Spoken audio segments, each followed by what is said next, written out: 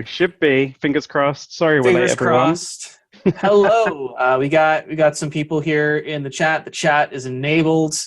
I am here with Kris Britton from KAYBE agency over in the UK.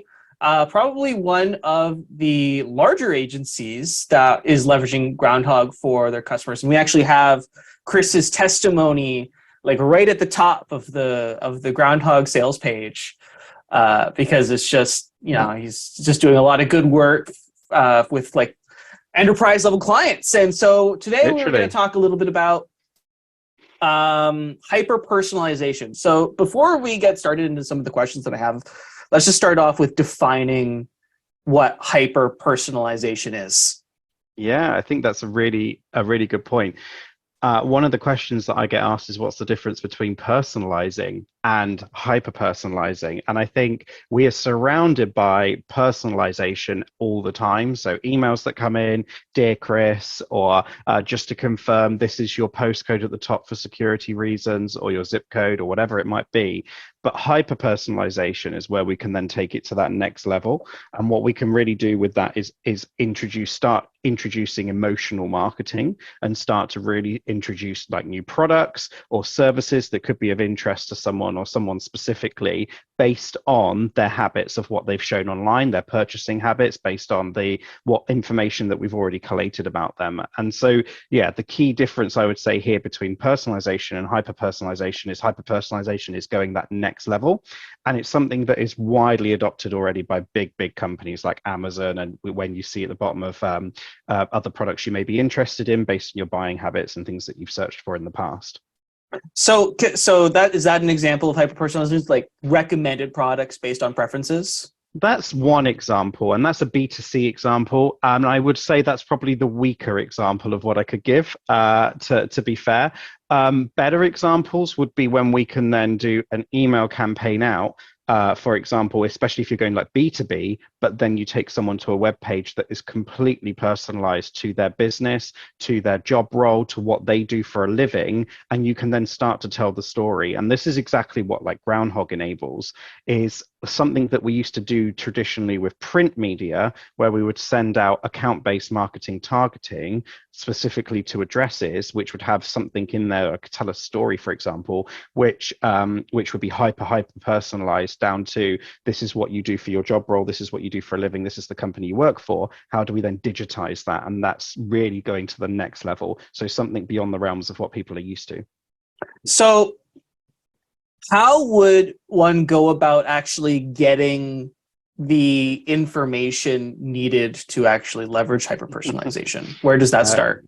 That's a very good question. And data is key. You're absolutely right, and I can see where you're going with that question, because data is critical, and data is critical from a number of different points, because not only does it allow you to personalize your marketing and what you're going to be recommending, but it also it improves the customer experience. And you're probably will end up touching it on in more detail later, but experience is absolutely critical to making a customer sticky or making that prospect turn into a paying customer. So the experience that someone has, be that from the point of onboarding or making an initial inquiry or first finding out of your brand, is key.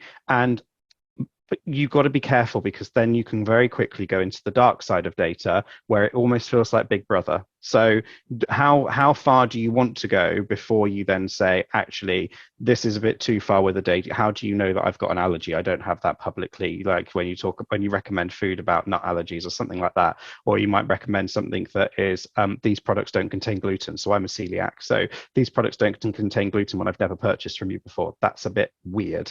But if I've purchased from you before and you can see I'm consistently buying products and that don't contain gluten, then yeah, okay, that's the great way to do that. But again, harvesting that data and mining that data first of all comes through transaction orders if it's B2C, but if it's B2B, there is so much information around an individual publicly available, and it could be through posts that they like on social channels, and basically wrapping in a social selling philosophy into being able to allow you to then evolve your hyper personalization into something that is truly unique to the person that it lands with. It's almost, yeah. So this whole story reminds me about, as far as data is, like, there's that page on Google. I forget how you, I was quickly just Googling it now to see if I could find it. But if you go to your Google account, you can see sort of like what Google knows about you and how it hyper personalizes your search results based and your advertising experience based on like what it knows about you, like about previous search results. I did that before, and it knows, for example, I live with my fiance, but we're not married. And so it shows me like how we're, or it shows me specific advertising for that sort of situation, or it knows I just bought a house, or it knows that I'm a tech founder, or it knows that I like chess, or I like cigars. And it knows all of these things based on like my search history. And so that's one way that at least they collect data. All right, so we had left off in the middle of a question. That question was, what is a sort of a low-level example of hyper-personalization that someone could implement in Groundhogg that would add value to their business? Absolutely. So digital communication is key, and in relying on someone to visit your site just because they remember your brand or they remember the products that you sell is a big ask. So if you're able to prompt someone to visit your site, for example, and they're able to then come back to your site and they're able to then come and engage with you and engage with the products that you offer, then that's by far the simplest way to then start introducing someone back to your site and your products. So effectively, email marketing, hyper-personalized by what their purchase history is, based on, let's take candles, for example. What scents do they like? Do they like candles? Do they like wax melts? Whatever the product might be that is specific to them, and start reintroducing them back to your site and bringing them back to your site through that. So that I would say would be the first way. That's a really simple way to start implementing Groundhogg and hyper-personalization. I mean, for Groundhogg, like for our marketing ourselves, like what we do is after someone signs up for like our $1 trial, I mean, we just ask a bunch of questions. We're just like, you know, what kind of business are you? Are you an agency? Are you a nonprofit? Are you a small business? Are you LMS? Do you do e-commerce? How many clients do you have? And then we tailor the messaging, like they get different emails and they get put in different sequences and they go to different pages. They go to different like landing pages based on who they define themselves as. And it is incredibly important, I think, for businesses to know who their audience is, because you might be surprised about how many people, like I recently pulled up the report, and like 33% of our audience is agencies, but the next biggest after that is actually nonprofits, which I thought was really interesting. As far as people signing up and actually going through this sort of questionnaire process. So super important to be able to access those numbers. And of course, you know, in Groundhogg, you can go build a custom report. And if you don't know how to do that, we're going to talk about that at the end of the day. So you can come visit my session for that. So I'm just going to plug myself. Brilliant. But going back to the point that we made just at the very beginning before we had the technical issues, that is exactly an example of what you've just done there. Is exactly the example of mining data. So how do you then start collecting that data and collating that data on someone and an individual? And if they're volunteering up that information, they're obviously you're naturally going to want to use that to improve their experience online and what they receive and how you communicate with them. When is the best time to ask for that information? Because by and large, the easiest way to collect that information for most people is a form. Like we that's the way that we do it. After someone buys like a trial, for example, we're just like, all right, tell us more about yourself. Like, answer these questions. So when is the best time in your experience to actually get someone to answer these kinds of questions? And are there any like other interesting ways to actually capture that information? User behavior is one way that we look at capturing information. So based on purchase data or based on interactions online and things along those lines. Like what pages they most visit, or like what kind of content they read. Content they're consuming, exactly. Yeah. So especially when it comes down to blog content or anything along those lines that they may be consuming, absolutely. I think that's a really critical point to be able to utilize to capture data. But when people are volunteering data up, I think less is more. And this is something that we see all the time with forms and even general contact or inquiry forms, what you want to do is build a profile on someone and not necessarily ask chapter and verse and expect them to offer everything up all at once, because people will lose interest. People don't want to have that that dependency to be able to they don't want to have to sit there and fill out hours and hours of forms or ages of forms. You've really got a very, very, very specific limited period of time where you can capture people's information. But if you build on that profile, my biggest pet peeve is long forms. Exactly. It's boring. No one's interested in it. And the more you can collate about someone over the time, you build that profile. What you want to effectively do, and what we find that Groundhogg is great for, is building that golden record. And that golden record on a customer is basically you've got a single point of truth for everything. And if you can house everything in Groundhogg and have all of the data streams feeding into that, then very, very quickly you start to build a profile out about someone. Rather than having dribs of drabs of data here and there, you can then build out a profile around someone very quickly. What is the most important data to have? Like I guess it's probably business specific. So maybe we can go through a couple of industries. Like for me, I think my most important like piece of information is like, what kind of business are you? Because that is everything, because we have different plans for some of the different businesses. But let's say like you're like an e-commerce company, or maybe you're like a course creator, or that would probably cover a fair amount of the people on this call. What is the most important, or what are the most important sort of data points to have for hyperpersonalization?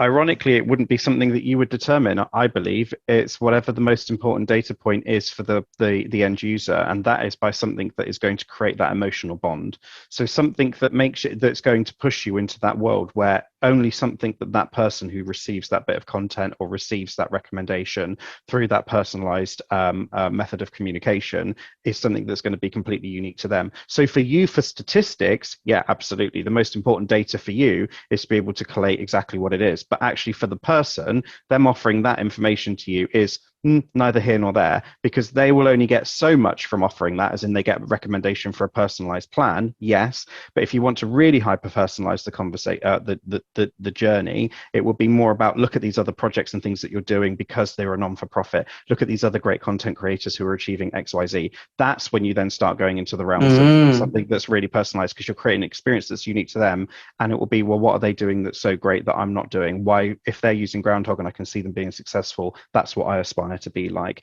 And that's when you create the realms of something that's super hyper personalized. So what's important for the business in terms of metrics is not necessarily as important for the consumer when it comes to making a buying decision. Exactly. Right. Exactly. That's especially what I would say. And when going back to the example that we gave about candles earlier, that's a live example for us, a customer who uses that, a customer who finds that it works really well for them. Why a scent would invoke a really personal experience. So if you go for something that's like Enchanted Winter or Fresh Linen or whatever it might be, Fresh Linen, for example, will be someone who loves a really clean home. Let's recommend a squeaky clean product, or a product that smells like Flash, or for something like some kind of freshly clean spring awakening, that kind of scent. And then if someone who likes a heavier scent, you're going down the different realms of someone who likes the fresh gingerbread or freshly baked cookies and something like that. They like the homely smells and something that's more home baked and homegrown. And then when you recommend content, you could also recommend content around recipes and different things like that to get them to engage more and come back to the site. So again, that propensity to purchase is really invoked by an emotional form of marketing. So your two forms of marketing being rational and emotional, but the most critical form of marketing and the marketing type where most people will make a decision is the marketing around emotional. So how can you then use hyperpersonalization to drive emotional marketing? Because that's when your propensity to purchase will swell significantly beyond a rational form of marketing. So how do you avoid pigeonholing people? Because I see some people taking this a step too far and sort of running the risk of putting customers in like a very confined sort of group or a box. And, you know, like on social media, we get like our echo chambers because we get so down the rabbit hole into like what the cert or what the engine thinks that we want to see. And so we get sort of pigeonholed into these communities. So how do you sort of avoid that and still, you know, be broad enough to offer different kinds of experiences or different kinds of information to people? So I would say we pigeonhole to the cows come home, actually. Oh So we yeah. do the opposite of that. So when we really focus in on something, we will go, if we so let's look at B2B marketing, which is a huge pillar of our business. So when we look at B2B marketing, we will focus specifically on marketing a piece of software out to hospitals. And because in the UK we have the NHS, which is a public sector, we will specifically go to public sector hospitals and IT decision makers, for example, within public sector hospitals to show this software. When they get a piece of content that lands in front of them going, oh my God, this is specifically about my job role. It uses language that I'm familiar with using. These people who are selling this software really understand what I do for a living, and these people really want to help me. Whereas actually, the piece of software can be applied across a whole multitude of industries, but all we've done is really hyper-focus that piece of marketing, which is one of the biggest secrets as to how we get the results that we get, because we effectively turn around and say, this is how we will help you be successful in your role. And that then comes back to the emotional marketing lead, where we don't turn around and say, we can help you secure your hospital's data. They'll just go, yeah, you're just in it for the hospital. If we can say, we can help you champion security within your environment or within your infrastructure, immediately we're turning it around onto them and what their mission is as a security engineer or as a chief information security officer or whatever it might be that they are responsible for. And we're helping them then become the champion of it, as opposed to necessarily being someone who's there just to help the business or help the organization, whatever it might be. So how much personalization is too much? Like, when does it, you mentioned this earlier, like when does it get creepy? When does it get creepy? Okay, so in the UK, we've got a number of free-to-air channels on TV. And one of them is Channel 4. And Channel 4 tried something back in 2017. And that was that using their on-demand service, they naturally know, because you sign up to on-demand, you have to give your username, you have to give an email address, and you create a password, and they have to age verify you to make sure that you're watching content that's appropriate for your age. And part of that process is they tested a trial where they called out the user's name in advertising. So the advert would come on and it would be like, try this new Diet Coke flavor, Chris. And it would then say the name of the advert. Now, that spooked loads of people. Why didn't that ever roll out? Personally, my opinion is people probably got scared at head office and board and corporate and would be too scared to roll something out like that. But this is the biggest part, because I say hyperpersonalization is change. And change management is the hardest thing to invoke in any kind of environment, in a business, within friends, within anything. So you have to be prepared for pushback. It's critical. It's going to happen. If you said to me 10 years ago that I'm going to have a speaker in my house permanently with a microphone on, listening to everything I do, I would have said, you're absolutely mad. Now I have Google Homes throughout the whole house. People have Alexas everywhere. Sorry if I've just set yours off in the background. People have all of those kind of devices now throughout their house. Even cameras, Ring. People are happy to put a camera that's connected to the internet on their network and permanently broadcasting when they log into their app so that they can see what's going on, when their dog cams, whatever, when they're not in the house. But if you said that 10 years ago, people go, oh my God, that's mad. Why would I want to do that? So change is something that people are really fearful of and really reticent to, but through time, it becomes the norm. So now I would say 100%, it's normal for people to expect personalization. But if you're going to be the groundbreaker or the person who's doing something really radical and really different, then you need to expect that people are going to push back and say, that's creepy. How did you do that? Why are you watching me? Why are you watching what I do? A really good example, I recently got a piece of software that I use to manage my email inbox. And when I started using the software, as I was clicking around, I was literally getting emails through live saying, oh, you looked at this area, but you didn't explore this. And I was like, okay, that's quite creepy. That's like, I feel like you're now also reading my emails possibly, because you can really see to that level of detail. So there is a level when you're going to go, okay, I'm going to disengage, but I would probably go back to that piece of software without any kind of hesitation in the future. But it's just naturally evolving to accepting that is how it is these days. So how do you effectively implement sort of like that next level, like hyper personalization, and effectively manage any pushback that you get, so that you can continue to do that and continue to get good results?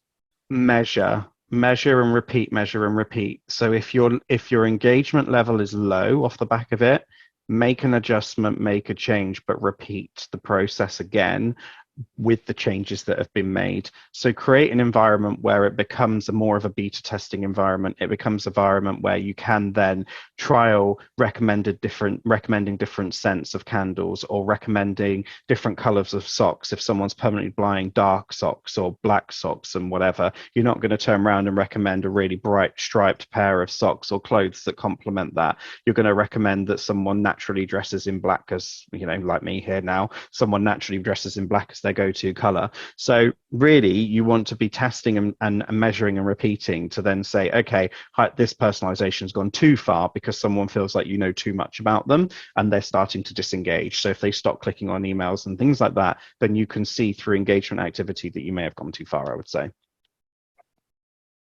All right, well, that's a lot of useful information. How do we make money? Like, where's the money? Where's the money, Kris? Money. Show us the money.